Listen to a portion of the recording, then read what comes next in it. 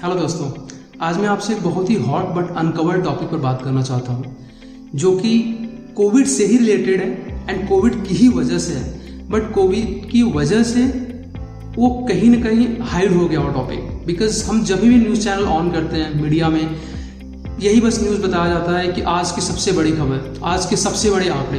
तो इससे हमारे माइंड में क्या है कि बस वही कोविड के ही सराउंडिंग हमारा पूरा ब्रेन फंक्शन कर रहा है, हम इससे अलग कुछ सोच ही नहीं पा रहे हैं। तो मैं एक ऐसे ही मुद्दे पे आज बात करना चाहता हूँ। पहले मैं ये समझता हूँ कि कोविड से ही मैं स्टार्ट करता हूँ, चूँकि कोविड से ही रिलेटेड है। तो कोविड है क्या चीज़, क्यों इतनी हाइप है मार्केट में? तो दो चीज़ें, एक तो ये वजह हो सकती है कि कोविड की कोई वैक्सीन अभी तक नहीं बनी है, लाइलाज बीमारी है, नंबर 1। नंबर 2, डेथ रेट इसका बहुत ज़्यादा है, जिसकी वजह से हो सकता है कि हमें इतनी थ्रेट है, इतना डर है कि हम लोग घर से एक भी स्टेप बाहर लेने में इतना ज़्यादा हेजिटेट फील कर रहे हैं। तो आइए समझते हैं एक्चुअल फैक्ट क्या है। तो अगर ये लाइलाज बीमारी है, अगर इसका वैक्सीन अभी तक नहीं बना है, तो ऐसे बहुत सारी बीमारी हमारी और आपके बीच में है जिसकी आज तक कोई वैक्सीन नहीं बनी। एक छोटा सा एग्जांपल दूंगा। क्या आपने कोई सोचा है कि सर्दी की कोई वैक्सीन है, कि कोई खांसी की वैक्सीन है? Answer is no. पर चूंकि वो बीमारियां हमारे साथ रह रही हैं, इसलिए हमें जो है कि उनसे कोई बहुत थ्रेट नहीं है, कोई बहुत डर नहीं है। तो पहला पॉइंट तो नहीं है कि इसकी वैक्सीन नहीं है, इसकी वजह से हम इतने डरे हुए हैं। आते हैं दूसरे पॉइंट पे, डेथ रेट। क्या डेथ रेट इतना ज़्यादा है जिसकी वजह से हम इतना ज़्यादा डर रहे हैं? तो आंसर इज नो। क्यों? क्योंकि मैं आपको बताता हूँ कैलकुलेटिव लैंग्वेज में कैसा क्यों। इसमें से कोरोना की कंफर्म केसेस कितने हैं? तो कंफर्म केसेस हैं 2,89,036, 2,89,036 कंफर्म कोरोना के केसेस हैं जितने हमारे पास टेस्ट हुए। उसमें से डेथ कितने लोगों की हो चुकी है? तो डेथ हो चुकी है 8,498 लोगों की, which comes to somewhere around 2.94%. Okay? And इसमें ठीक कितने लोग हो चुके हैं? तो 12,47,194 लोग ठीक हो चुके हैं, which comes to somewhere around 51%. जो ठीक होने का रेशियो है वो बहुत ही हायर साइड पे। डेथ रेट क्या है? 2.94%। अगर मैं आपसे मजे की बात करूं तो इससे ज्यादा डेथ रेट रोड एक्सीडेंट का है। हमारे इंडिया में, हमारे देश में, हमारे भारत में हर 4 मिनट पे एक इंसान मरता है रोड एक्सीडेंट से। एंड अगर मैं मंथली फिगर में बात करूं तो अराउंड 1.5 लाख लोग की डेथ होती है रोड एक्सीडेंट की वजह से। क्या हम रोड पे निकलना बंद कर देते हैं? Answer is no. हम रोड पे फिर भी निकलते हैं, हम अपना काम फिर भी करते हैं, हम अपना वर्क फिर भी कंटिन्यू रखते हैं। सो माई पॉइंट हियर इज कि कोरोना से डरो नहीं, कोरोना से बचो, प्रिकॉशन लो। अब उसमें जो भी हमारी गवर्नमेंट की गाइडलाइंस है हम उसको फॉलो करें, हम उसमें सोशल डिस्टेंसिंग को कंप्लीटली फॉलो करें, अपना फेस कवर करके रखें, हाथ को सैनिटाइज करते रहें। ये 3 चीज़ों का हम एकदम अग्रसर पालन करें इसका। लेकिन इसके लिए हम इतना डरे नहीं कि हमारा सारा वर्क अफेक्ट हो जाए। क्यों? क्योंकि अब मैं अपने मुद्दे पे आ रहा हूँ। बिकॉज हमने शायद ये ध्यान ही नहीं दिया कि हम जिस चीज़ को लेकर इतना हाइप मचा दिया उसकी वजह से हमारे देश में कॉन्सिक्वेंसेस क्या क्या हो रहे हैं। सबसे बड़ा एक जो अगर आपको मैं डेटा बताऊं, इस समय कोरोना की वजह से डिप्रेशन में जो लोग जा रहे हैं उसमें प्रॉब्लम क्या हो रही है? क्योंकि कोविड है, हम 70 दिन से जब घरों में अपने कंप्लीटली कैद थे, तो जो बिजनेसमैन थे उनका उससे बिजनेस लॉस हो रहा था। जो कंपनीज हैं वो कंप्लीटली शट थे, कंप्लीटली बंद थे, कोई कैश फ्लो नहीं था, बिजनेस कंप्लीटली लॉक था। अब उसकी वजह से उनमें क्या है कि कोई प्रॉफिट नहीं आई। उनको हर एक month on month there is certain cost involve into the operation, जो कि उनको हर महीने लग रहे थे और उनको वो अमाउंट लॉस में जा रहा था। इसकी वजह से कंपनीज ने क्या डिसाइड किया कि हम मैन पावर कट करते हैं। किसी भी कंपनी की सबसे बड़ी कॉस्ट होती है मैन पावर कॉस्ट, तो हम क्या करें, लोगों को जॉब से निकाल दें। नंबर 3 क्या कंसर्न है कि जो लोग हैं भी कंपनी में, हम उनको एक सर्टेन परसेंटेज ऑफ पे कट देते हैं। तो हम लोगों ने सबने न्यूज़ में देखा, पढ़ा कि बहुत सारे लोगों ने अपना जॉब खोया, बहुत सारा बिजनेस लॉस हुआ, बहुत सारे लोगों की पे कट हुई। तो इससे इन तीनों चीज़ों से फिर क्या हुआ कि लोग जिसके अपने certain set of personal commitments हैं, सर्टेन सेट ऑफ रिस्पॉन्सिबिलिटी है, जब उनकी सोर्स ऑफ इनकम बंद हो जाएगी तो फिर क्या करेंगे? ऑफकोर्स जिनकी रिस्पॉन्सिबिलिटी ज़्यादा है, जिनके कमिटमेंट ज़्यादा हैं, वो डिप्रेशन में चले जाएंगे। Because how they will survive? They have to ensure कि they are meeting all their numbers in one go.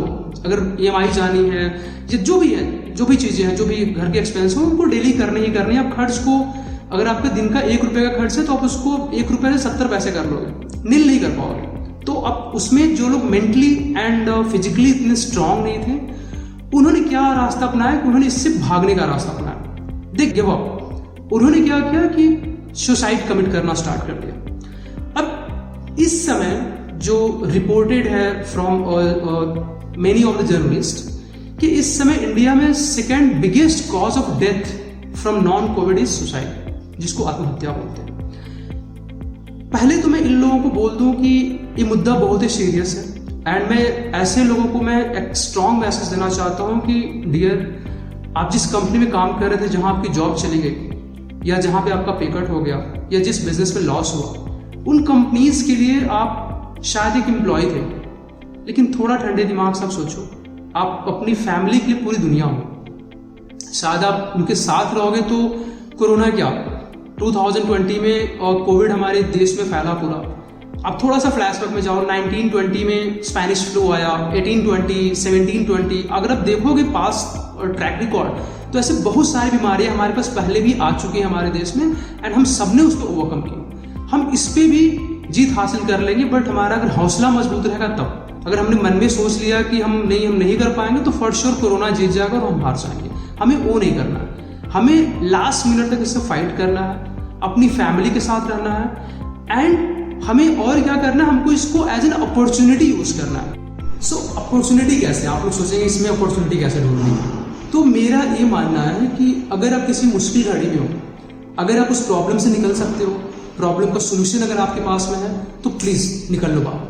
अगर नहीं है तो उसमें कुछ अपॉर्चुनिटी ढूंढो कि हम निकल तो सकते नहीं, हमारे वजह से जो है कि कोई चेंज नहीं आने वाला इस प्रॉब्लम में, तो हम क्यों ना उस प्रॉब्लम का सोल्यूशन ढूंढ लें या हम उसमें कोई अपॉर्चुनिटी ढूंढ लें। तो अब ये जो कोविड है, अब इसमें हमें एक अपॉर्चुनिटी ढूंढनी है। अपॉर्चुनिटी क्या है कि अगर जिसकी जॉब चली गई है, आप खाली बैठोगे तो 100% नेगेटिविटी आएगी। आप घर पे रहोगे, खाली बैठोगे, आपकी वाइफ है, हस्बैंड है, आपके पेरेंट्स हैं, आप पूरे दिन पहले आप ऑक्युपाई रहते थे अपनी जॉब में, आप घर से बाहर रहते थे। अब क्या है, पूरे दिन घर में हो तो छोटी छोटी चीजें नोटिस करोगे एंड फिर उसके बाद से there is a lot of disconnect will occur, जो कि प्रॉब्लम क्रिएट करेगी आपकी फैमिली में एंड फिर आप भी मतलब फ्रस्ट्रेट होने लगोगे, डिमोटिवेट होने लगोगे, डिमोरलाइज होने लगोगे। रादर हम अपनी सेल्फ एनालिसिस करें, बिकॉज आई एम श्योर कि लास्ट कपल ऑफ इयर्स आपको शायद जब से आपने जॉब शुरू करी आपको इतना टाइम नहीं मिला होगा कि आप अपना एनालिसिस करो कि आपके स्ट्रॉन्ग पॉइंट्स क्या हैं, आपकी वीकनेसेस क्या हैं, आप कहाँ अच्छे हो, कहाँ बुरे हो, आप और कैसे ग्रो कर सकते हो कंपनी में, आप और कैसे डेवलप कर सकते हो अपने आप में। तो ये राइट टाइम है कि जब हम बैठें एंड हम एक लिस्ट लें, पेपर लें, जहां हम पॉइंट जॉट डाउन करें कि हमारी वीकनेसेस क्या क्या है। क्योंकि जहां से भी जो एम्प्लॉयज निकाले गए, अगर आप देखेंगे तो अगर 200 एम्प्लॉय हैं तो ऐसा नहीं कि 200 एम्प्लॉय को कंपनी ने एक साथ में ले ऑफ कर दिया। No, answer is no. Certain set of कुछ कंपनीज ने 13% एम्प्लॉयज निकाले, कुछ ने 14% एंड समथिंग लाइक दैट। तो किसी ने 100% एम्प्लॉयज को फायर नहीं किया। तो अगर 100 एम्प्लॉयज हैं तो सिर्फ वही 13 क्यों बाहर निकालेंगे, राइट? आप जो 13 में से जो आप हो, सिर्फ आप लोग क्यों निकालेंगे? वो जो 87 लोग अभी भी कंपनी में हैं वो क्यों रह गए? अब there could be various reason. उसमें से एक रीजन और होगा कि कभी भी कोई लीडर या कोई मैनेजर अपने बेस्ट रिसोर्स को कभी बाहर नहीं निकालता, क्योंकि भाई अगर आप काम करोगे तो आपके काम के भरोसे ही उसकी भी प्रमोशन है, उसकी भी ग्रोथ है, वो कभी नहीं निकालेगा। तो कहीं ना कहीं कुछ ना कुछ लैगिंग है हमारे अंदर। तो पहले तो हमें, अगर हम खाली है तो उस पॉइंट को हम जॉट डाउन करें, हम उसको वर्क स्टार्ट करें। जैसे कि since I talk to so many people in office hours, तो व्हाट आई हैव ऑब्जर्व कि बहुत सारे लोग हैं जिनको लैंग्वेज बैरियर, किसी की इंग्लिश उतनी स्ट्रांग नहीं, आप उस पर कम्युनिकेशन पर अपने काम कर सकते हो, इंग्लिश लैंग्वेज पे काम कर सकते हो। किसी को आप किसी इंडस्ट्री में काम करो, सपोज अगर आप ऑटोमोबाइल इंडस्ट्री में हो, आपको उस इंडस्ट्री के बारे में अच्छा नॉलेज नहीं है, जिसकी वजह से आपकी ग्रोथ नहीं हो पा रही, आप उतने एज ए स्ट्रॉन्ग बिजनेस नहीं डिलीवर कर पा रहे हो, तो अपने इंडस्ट्री की नॉलेज आप स्ट्रॉन्ग कर सकते हो। मे बी आपके बिहेवियर में कुछ इशू होगा, शायद आप डिसिप्लिन इशू होगा, या आप शॉर्ट टेम्पर्ड हो गए, आप बहुत जल्दी गुस्सा हो जाते होगे, and so on and so forth. So when you will jot down those all points, when you will start working on those points, you will find कि आप जॉब तो ढूंढ ही रहे हो, साथ में दूसरी आप अपने आप पे पर्सनल लेवल पे इतना वर्क कर रहे हो, प्लस जो प्रोफेशनल जो आपके लिए बैरियर है जो आपकी ग्रोथ में, आप उस पर भी काम कर रहे हो। तो जब इतने सारी चीजों पर आप काम करोगे तो I am 100% sure, I am not saying कि आप ऑल ऑफ सडन आप एकदम फ्लुएंट इंग्लिश बोलने लगोगे, आई am not saying that, because communication चाहे जिस भी लैंग्वेज में हो, एक प्रैक्टिस से आती है। अगर मैं इंग्लिश लैंग्वेज की बात भी करूं तो लैंग्वेज हमेशा it's a kind of swimming की तरह से है। जैसे स्विमिंग हम चाहे जितनी थियरी आपको बता दें कि जब तक आप पानी में कूदोगे नहीं, आपको स्विमिंग नहीं आएगी। वैसे लैंग्वेज जब तक आप उसमें चाहे जितने आपको present tense, past tense, future tense पता हो, लेकिन जब तक आप एक्चुअल में उसको स्टार्ट नहीं करोगे, अपने डे टू डे बेसिस में उसको इनकलकेट नहीं करोगे, वो कभी आपकी कवरअप नहीं हो पाएगी। तो आप इन सारे वीकनेसेस पे काम करो सो दैट इससे आप सिर्फ ये नहीं कि आप एज ए बेटर ह्यूमन बन के निकलोगे, अपना बेटर वर्जन बन के निकलोगे, बट ये भी है कि आप जो है कि हो सकता है कि आपने इतनी सारी खूबियां अपने आप में जो अच्छी आपने इनकलकेट करी, जो आपने अपने आप में डाली, उससे आपकी हो सकता है कि आपको बेहतर प्रोफाइल पे आपको जॉब मिले, बेहतर पे पैकेज मिले, तो आपकी प्रोफेशनल प्लस पर्सनल लाइफ दोनों ही बेटर हो जाएंगे। तो रादर खाली अपने आप को रखो, उससे बेहतर है कि अपने आप को बिजी रखो, अपने आप को और एनहेंस करो। And believe me, always remember one thing, no investment is better than in ourselves. So हमेशा खुद की डेवलपमेंट के लिए वर्क करो। अब इससे क्या होगा कि हम पहले मैंने पॉइंट क्या बोला कि कोविड से डरो नहीं, बचो।